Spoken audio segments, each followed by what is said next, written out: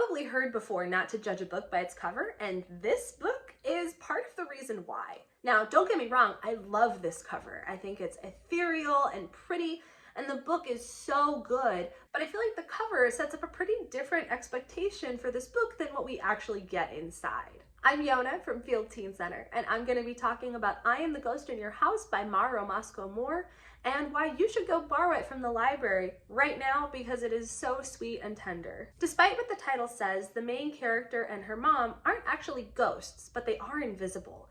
And she certainly feels like a ghost because she can't really talk to people around her without alerting them to the fact that she's an invisible person. And the last thing that she and her mom want is to draw a bunch of unwanted attention to themselves and end up being scooped up by the FBI or something for some kind of weird science study.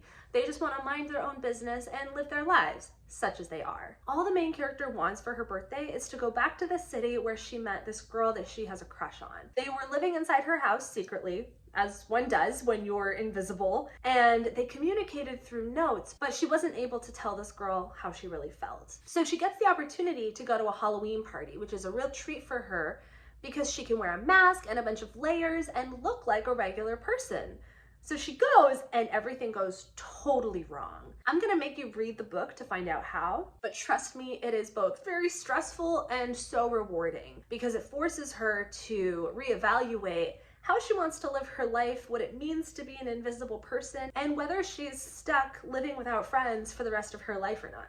Spoilers, there will be some friendship and even a little bit of queer romance. There's nothing too graphic in this story, but it does have some content warnings. There are characters who are dealing with substance abuse. There are characters dealing with anxiety and depression. It's not explicitly called that, but it's pretty obvious that's what's happening, including some negligent parents. And one of the parents is outright using the main character. So if gaslighting and parental abuse is a trigger for you, be a little cautious going into this one. There's also a little bit of minor blood, but nothing very violent happens. My favorite thing about this story is how the main character started to see the people around her differently when she started actually talking to them and not just imagining what it would be like to talk to them. If you're a shy person, I think that there's a lot in this story you'll relate to. This one's also a great read if you like music and punk bands. This story was a little surreal and unusual, so I would recommend it for fans of A.S. King, or Laura Ruby, or just people who want a sweet queer story about coping with anxiety. If you're looking for more book recommendations or just want to say hi,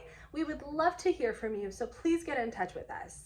All of our contact information is in the description box below, or you can keep listening for all the ways to get in touch with us. You can always DM us on Instagram, you can email us, and of course, you can always visit us in person at Field Teen Center. We're located on the ground floor of Parkway Central Library at 1901 Vine Street, and we're open Monday through Friday from 1 to 5 p.m.